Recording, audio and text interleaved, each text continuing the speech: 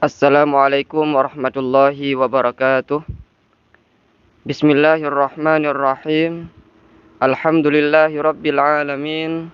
Wassalatu wassalamu ala sayyidina Muhammadin wa ala alihi wa sahbihi ajma'in. Nawaitu ta'aluma wa ta'lim wa tadhakura wa tadhkir wa naf'a wal intifa' wal ifada wal istifadah wal hatha ala tamassuki bi kitabillah wa sunnati rasulih wa du'a ilal huda wa dalalata alal khair ibtigha wajhillah wa mardatihi wa qurbihi wa thawabihi subhanahu wa ta'ala. Baiklah, kita telah sampai pada ucapan musannif rahimahullah. Bismillahirrahmanirrahim. Auli yahlin bihukmihi duna hukmil maskut, atau karena jahil terhadap hukumnya mantuk, ketiadaan hukum maskut. Alasan yang ke-6 disebutkan mantuk karena memang mantuk itu yang belum diketahui hukumnya bagaimana. Sedangkan hukum duna hukmil maskut maksudnya hukum maskut sudah tahu, sudah diketahui hukum maskut, makanya nggak disebutkan.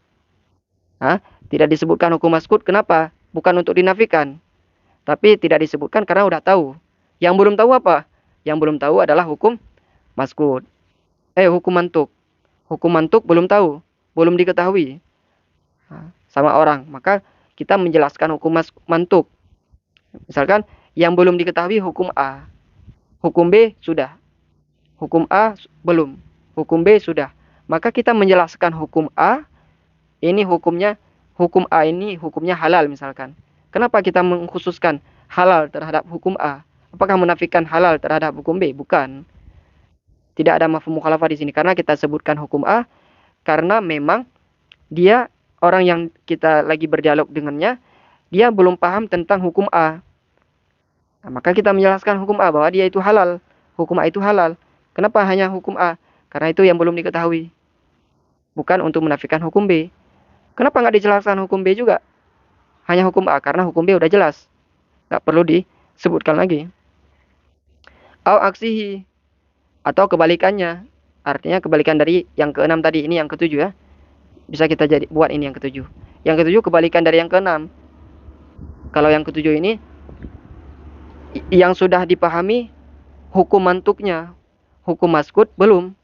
Misalkan dari orang yang menjelaskan, misalkan ana yang menjelaskan, saya menjelaskan, saya baru paham hukum mantuknya, hukum maskut belum. Maka hukum mantuk itu yang ana sampaikan. Kenapa? Karena memang yang saya pahami baru hukum mantuk. Misalkan ana sudah paham hukum A, atau contoh tadi yang paham hukum B ya, hukum B. Ana baru paham hukum B, hukum A belum.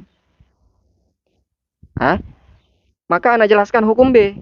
Kenapa antum nggak menyebutkan hukum A? Karena ana belum paham. Ana yang menjelaskan belum paham. Yang ana pahami hanya hukum B. Maka hukum B yang ana jelasin. Hukum A belum karena ana belum paham. Itu. Wadzalika, ini contoh yang telah disebutkan daripada yang pertama tadi. Li jawabi soal anil madhkur au li bayan hukum hadisah tata'allaq bi au li jahli hukmihi hukmil maskut au aksi. Berarti di sini ada 4 ya. 4 di sini semua dijelaskan dengan contoh berikut ini. Wadzalika kama law suila Rasulullah sallallahu alaihi wasallam hal fil ghanami sa'imati zakatun au qila bi hadratihi li fulanin ghanamun sa'imatun au khataba man jahila hukmal ghanami as-sa'imati dunal ma'lufati au kana huwa aliman bi hukmi sa'imati dunal ma'lufah faqala fil ghanami sa'imati zakatun. Dan bermula demikian yang telah disebutkan tadi, yang 4 macam tadi, itu sabit seperti contohnya, itu sabit sebagaimana barang. Jikalau ini perkiraan aja, bukan hadis ini ya, bukan persis terjadi ini, enggak, ini diprediksikan aja. Jikalau ditanyakan akan Rasulullah sallallahu alaihi wasallam, ada yang bertanya kepada Nabi, hal fil ghanami sa'imati zakatun, Apakah di dalam kambing yang digembalai itu ada zakatnya? Apakah di dalam kambing yang digembalai itu wajib zakat? Au qila bihadratihi, atau dikatakan di hadapannya Nabi Shallallahu Alaihi Wasallam, li fulanin ghanamun sa'imah, si fulan punya sabit bagi si fulan itu, sabit milik bagi si fulan itu kambing yang digembalai. Ah. Au khataba man jahila hukmal ghanami sa'imati dunal ma'lufah, atau mengkhitab ianya Nabi, berdialog ianya Nabi akan siman. Yang jahil ia nyaman, yang bodoh ia nyaman akan hukum kambing yang digembalai. Dunal ma'lufah, tidak jahil, tidak bodoh terhadap kambing yang digemukkan atau dikasih makan. Au kana huwa aliman bi hukmi saimati dunal ma'lufah, atau adalah dianya Nabi sallallahu alaihi wasallam itu yang mengetahui dengan hukum kambing yang digembalai. Belum tahu hukum kambing yang dikasih makan. Belum tahu tentang hukum kambing yang digembalai, yang digemukkan dengan dikasih makan. Faqala, maka menjawab ianya Rasulullah sallallahu alaihi wasallam dari semua pertanyaan atau kemungkinan-kemungkinan yang 4 yang telah disebutkan tadi. Kata Nabi apa untuk menjawab semua itu? Fil ghanami sa'imati zakatun. Fil ghanami sa'imati zakatun. Sabit di dalam kambing yang digembalai itu ada zakatnya, wajib dizakati. Artinya contoh yang telah disebutkan tadi dari keempat masalah, menjawab pertanyaan yang sedang dipertanyakan atau menjelaskan hukum yang sedang terjadi, atau jahil orang yang kita ajak dialog dengannya tentang hukum mantuk, tapi hukum maskut sudah paham, atau kebalikannya, hukum maskut yang tidak paham hukum mantuk yang dia pahami, ya kan, yang dipahami. Maka itu 4 perkara itu contohnya apa? Misalkan Rasulullah Shallallahu Alaihi Wasallam ditanyakan oleh para sahabat, hal fil ghanami sa'imah zakah? Ya Rasul, apakah di dalam kambing yang digembalai itu ada zakatnya? Itu contoh buat masalah pertama ya. Nah, lijawabi soal. Soal kan itu pertanyaannya kan? Pertanyaannya, hal fil ghanami sa'imati zakatun? Ya Rasul, apakah di dalam kambing yang digembalai itu ada zakatnya atau tidak? Maka Rasulullah menjawab langsung ke ini biar nyambung. Rasulullah menjawab pertanyaan itu, fil ghanami sa'imati zakatun. Di dalam kambing yang digembalai itu ada zakatnya. Jadi jawaban Rasulullah ini bahwa di dalam kambing yang digembalai itu ada zakatnya, itu tidak bisa diambil mafhum mukhalafah. Oh, berarti yang wajib zakat hanya kambing yang digembalai. Kalau onta yang digembalai atau sapi yang digembalai itu tidak wajib dizakati. Itu tidak bisa demikian, tidak bisa diambil pemahaman seperti itu. Atau kambing yang dikasih makan, yang digemukkan dengan dikasih makan, tidak wajib dizakati. Betul juga, itu betul. Betul, tapi bukan dipahami dari kalimat ini, bukan dipahami dari fil ghanami sa'imati zakatun. Bukan, karena di sini tidak ada sesuatu yang dipahami, tidak ada mafhum mukhalafah di sini. Kenapa? Terus pertanyaannya kenapa yang disebutkan oleh Nabi dalam hadisnya ini hanya fil ghanami sa'imati zakatun? Di dalam kambing yang digembalai itu wajib zakat. Kenapa hanya kambing yang digembalai, bukan yang lain? Karena berhubung pertanyaannya tentang itu kan. Pertanyaan tadi tentang kambing yang digembalai, ya Rasulullah, wajib zakat atau tidak? Ya Rasulullah, kambing yang digembalai wajib zakat atau tidak? Karena memang berhubung pertanyaannya tentang kambing yang digembalai, maka jawabannya ya tentang masalah kambing yang digembalai, bahwa di dalamnya wajib zakat. Karena memang itu pertanyaannya. Itu contoh yang pertama, dijawab soal anil mazkur. Atau contoh yang kedua. Contoh yang kedua yaitu disebutkan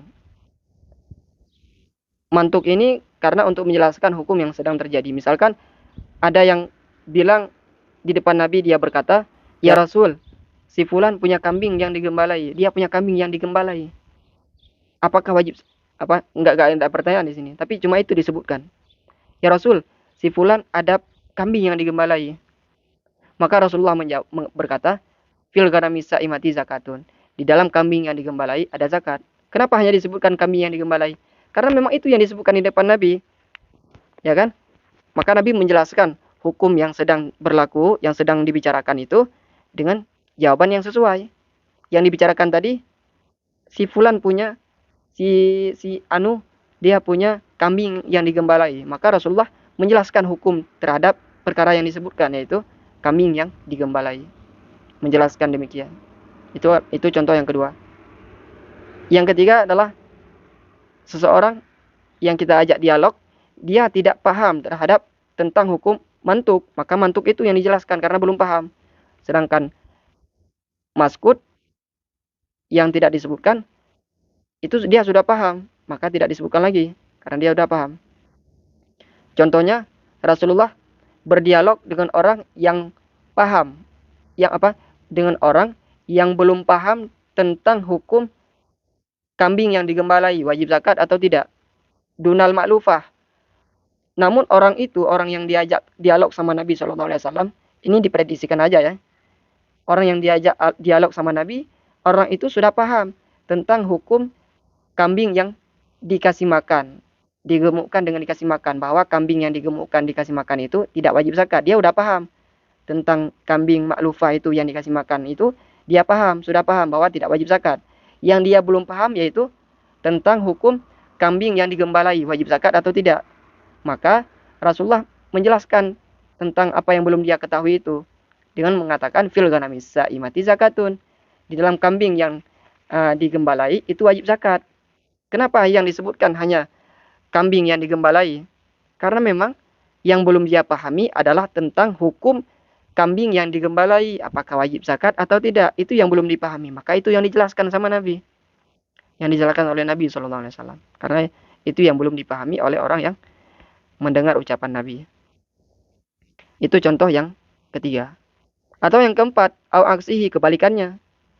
Kebalikannya bagaimana contohnya? Misalkan Nabi belum tahu karena belum, misalkan katakanlah belum turun wahyu tentang hukum kambing yang dikasih makan. Tapi Rasulullah sudah paham. Rasulullah baru paham terhadap hukum kambing yang digembalai, bahwa di dalamnya ada kewajiban zakat. Misalkan baru turun ayat atau penjelasan wahyu bahwa yang wajib dizakati hanya kambing yang digembalai. Sedangkan kambing yang tidak digembalai itu belum turun wahyu, katakanlah demikian. Sehingga Rasulullah belum tahu hukumnya apa. Maka yang dijelaskan oleh Nabi yang sudah beliau ketahui. Misalkan kita, yang kita ketahui A, belum kita tahu tentang hukum B. Maka ya hukum A kita jelaskan, bukan menafikan hukum B. Karena memang yang baru kita ketahui adalah hukum A. Tentu yang kita jelaskan kan yang sudah kita pahami, yang sudah kita tahu. Maka itu yang kita sebutkan. A yang kita sebutkan hukumnya bla bla bla bla bla bla.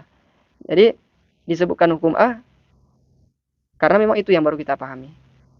Bukan untuk menafikan hukum B, karena hukum B belum kita ketahui. Maka kata Nabi, karena beliau yang baru beliau pahami, karena baru turun ayat mungkin atau turun wahyu, yang wajib dizakati hanya kambing yang digembala, maka beliau mengatakan fisa imati fil ghanami misa imati zakatun. Di dalam kambing yang digembalai ada kewajiban zakatnya. Kemudian kita lanjut.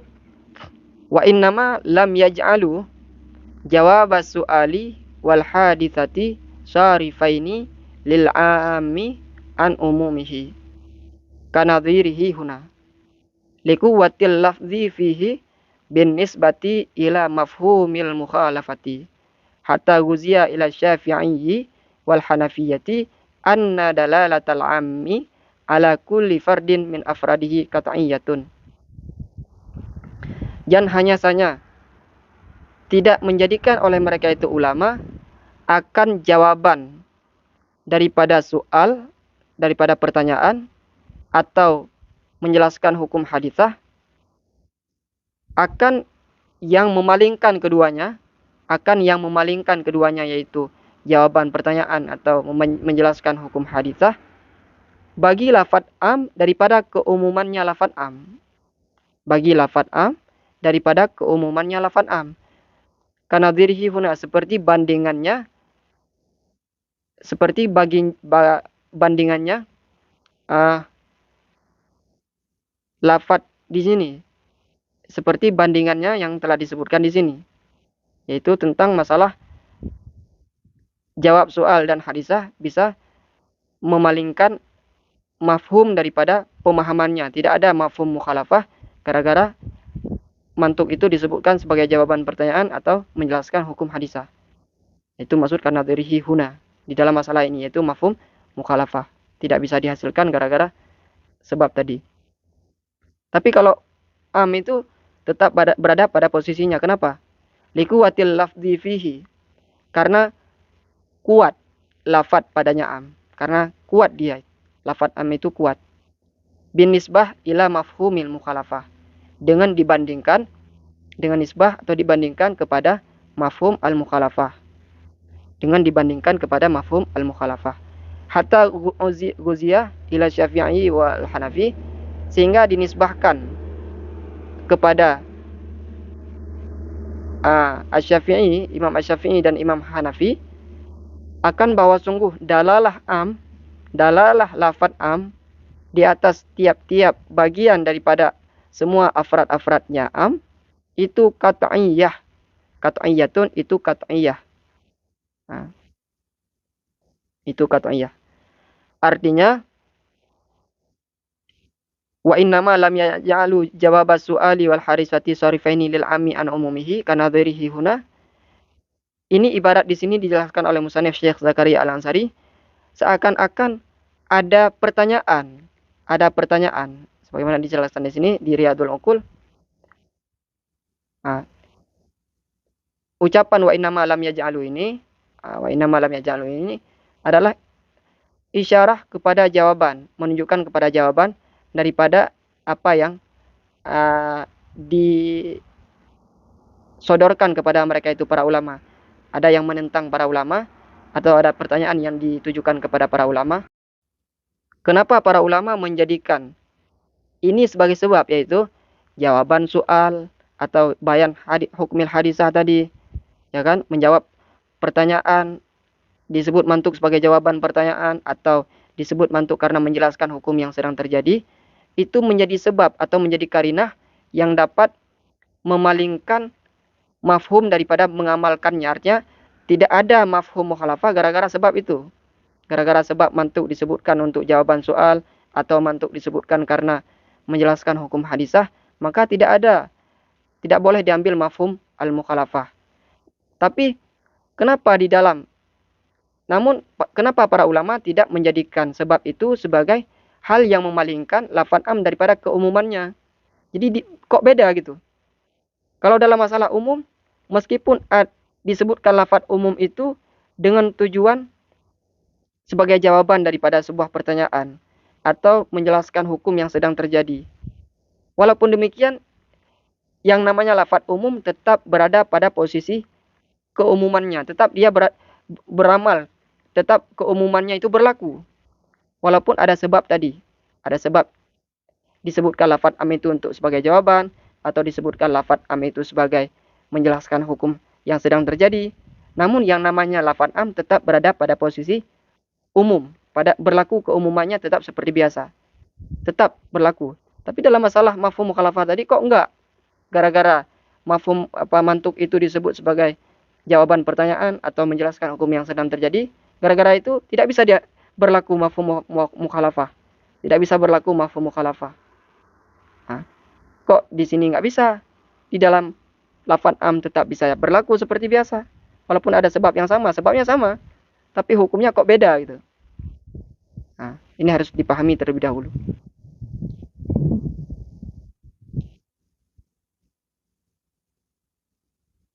Akan tapi mereka menjadikan muqtadal lafaz ala sabab.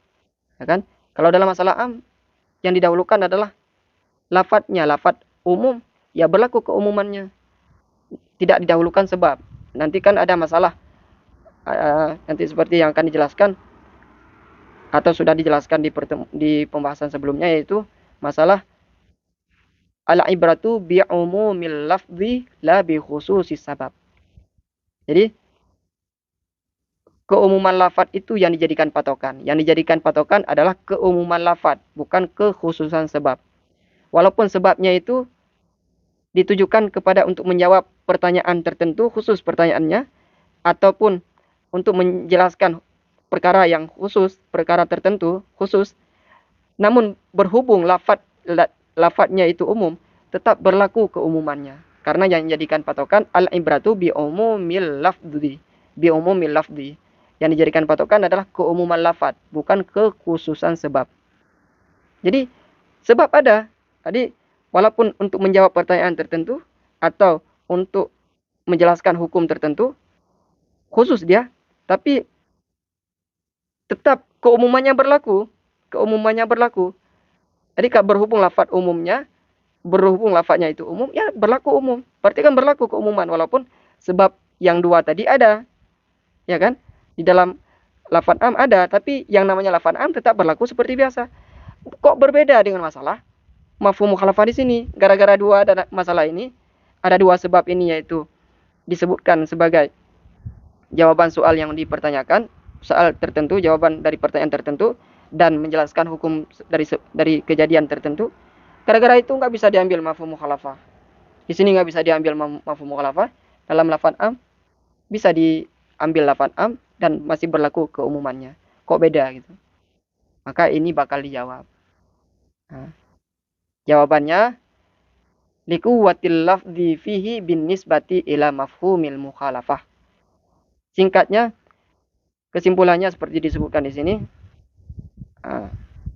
Kesimpulan, dilalah mafhum mukhalafah itu dhaifah, lemah dia itu.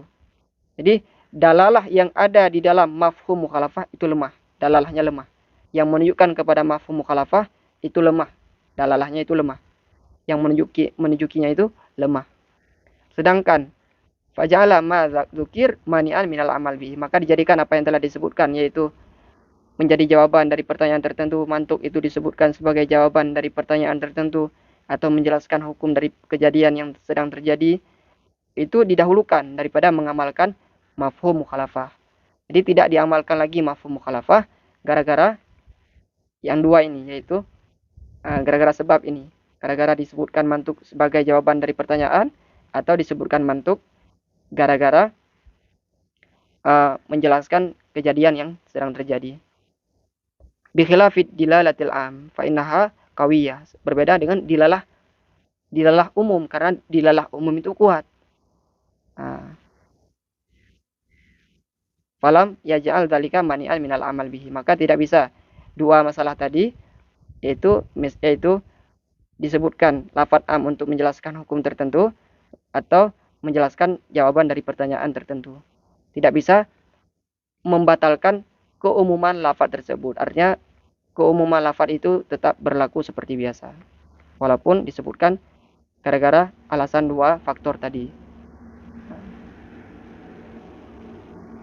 Sehingga ada ucapan, ada perkataan yang dinisbahkan kepada Imam Asy-Syafi'i rahimahullah dan Imam Al-Hanafi, Imam mazhab Hanafi rahimahumullah, bahwa dalalah lafadz am, dalalah satu lafadz am itu terhadap afrad-afradnya semua, kan lafadz am umum. Lafadz am kan umum. Di dalamnya kan ada afrad-afrad bagian-bagiannya yang khusus. Jadi lafadz am ini mencakup kepada seluruh afrad-afrad atau bagian-bagian yang ada di dalamnya. Itu dalalah semacam itu, yang dalalah am yang menunjukkan kepada masing-masing afrad itu secara per individu, qat'iyatun, adalah qat'iyah, pasti. Itu jelas sudah. Kemudian kita lanjut. Wa innama istaratu lil mafhumi intifa'ul madhkurati li'annaha fawaidu zahiratun wa huwa faidatun khafiyatun fa ukhira anha wa bidzalik indafa'a tawjihul wajhi sabiq. Dan hanya saja disyaratkan oleh mereka itu para ulama, bagi mafhum akan ternafi yang telah disebutkan. Kenapa? Li'anha fawaidun dhahiratun. Karena bahwa sungguhnya yang telah disebutkan, madhkurat yang telah disebutkan, itu faedah-faedah yang jelas, yang tampak. Wahwa faidatun khafiyah, dan bermula dianya mafhum, itu faedah-faedah yang tersembunyi. Itu faedah yang tersembunyi. Fa'ukhira anha, maka ditakhirkan akannya mafhum daripadanya mazkurat yang telah disebutkan. Wabidzalika, dan dengan demikian indafa'a taujihus wajih sabiq, maka dan dengan demikian tertolaklah ah, taujih daripada pendapat yang telah terdahulu, yaitu taujih pendapat yang telah terdahulu, alasan daripada pendapat yang telah terdahulu. Maksudnya para ulama kan tadi mensyaratkan untuk bisa dihasilkan mafhum mukhalafah harus ternafi yang telah disebutkan tadi, yaitu yang 7 macam tadi. Mazkurat, arti mazkurat di sini artinya yang telah disebutkan tadi yang 7 macam itu nggak boleh ada. Jangan ada yang 7 macam itu. Salah satunya jangan ada. Kalau ada, tidak ada mafhum mukhalafah. Baru bisa dihasilkan mafhum mukhalafah kalau ketujuhnya ini ternafi, ditiadakan ketujuh-tujuhnya, atau salah satunya jangan ada. Pokoknya 7-7-nya jangan ada satupun. Satupun jangan ada. Itu. Kenapa alasannya? Anak ulang yang 7 macam tadi. Yang pertama, menyebutkan mantuk karena muafakah ghalib. Yang kedua, disebutkan karena khaufit tuhmah. Yang ketiga, muafakatul waqi'. Yang keempat, disebutkan karena jawab li soal lil mazkur, untuk menjawab pertanyaan yang disebutkan, yang dipertanyakan. Kemudian yang kelima, li bayani hukmin hadithah, menjelaskan hukum yang sedang terjadi. Yang keenam, li jahlin bi hukmil mantuk dunal maskut, karena yang dipahami oleh orang yang mendengarkan ucapan kita, yang dia paham hanya hukum mantuk, dia tidak paham hukum maskut, maka hukum mantuk yang disampaikan. Yang ketujuh terakhir, kebalikannya, disebutkan mantuk karena mantuk itu yang baru dipahami, sedangkan maskut belum, maka disebutkan mantuk yang sudah dipahami, karena menjelaskan sesuatu yang sudah dipahami kan. Itu 7 macam yang disebutkan, itu maksud mazkurat 7 macam ini. Kenapa disyaratkan untuk bisa dihasilkan mafhum mukhalafah? Ketujuh-tujuhnya itu ditiadakan, jangan ada, baru bisa diambil mafhum mukhalafah. Kalau ada salah satunya saja, kalau salah satunya aja ada, maka tidak ada mafhum mukhalafah, tidak boleh diambil mafhum mukhalafah. Alasannya apa? Li'annaha fawaidu dhahiratun. Karena 7 macam ini adalah alasan-alasan yang jelas, faedahnya jelas, alasannya jelas.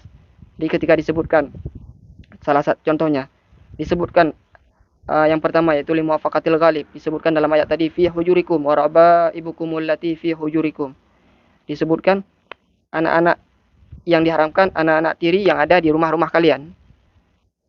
Kenapa disebutkan itu? Karena jelas kebiasaan, secara kebiasaan memang anak tiri berada di rumah ayah tirinya. Jadi itu jelas, faedah-faedahnya jelas. Sedangkan mafhum itu faedahnya atau alasannya khafiyah. Itu gak bisa langsung dipahami. Makanya buktinya berbeda, orang berbeda pemahamannya. Ada yang mentakdirkan A, ada yang mentakdirkan Z, jadi beda-beda.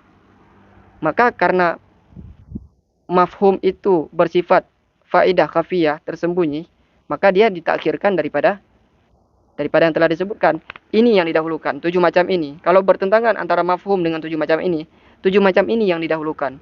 Kenapa? Karena 7 macam ini faedahnya jelas. Karena 7 macam ini faedahnya jelas.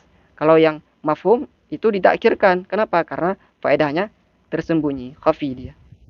Maka inilah alasan, dengan alasan ini tertolak pendapat qil yang telah disebutkan tadi. Yaitu di sini. Kan di sini ada pendapat qil yang mengatakan tidak disyaratkan ternafi muwafaqah ghalib, karena mafhum itu termasuk madlul daripada lafaz. Maka tidak gugur dengan sebab muwafaqah ghalib. Tidak. Memang betul mafhum itu daripada madlulatil lafaz atau muqtadayatil lafaz, sesuatu yang ditunjuki oleh lafaz itu sendiri. Tapi berhubung dia itu muwafaqah ghalib, dan muwafaqah ghalib lebih zahir, lebih jelas, faedahnya, alasannya lebih jelas daripada sekedar mafhum, maka tidak boleh mendahulukan mafhum. maka mafhum itu gugur dia, tidak bisa dipakai gara-gara galib, karena galib faedahnya lebih lebih jelas. Karena galib faedahnya lebih jelas. Itu. Itu maksud wabidzalik indafa'a taujihul wajih sabiq. Udah.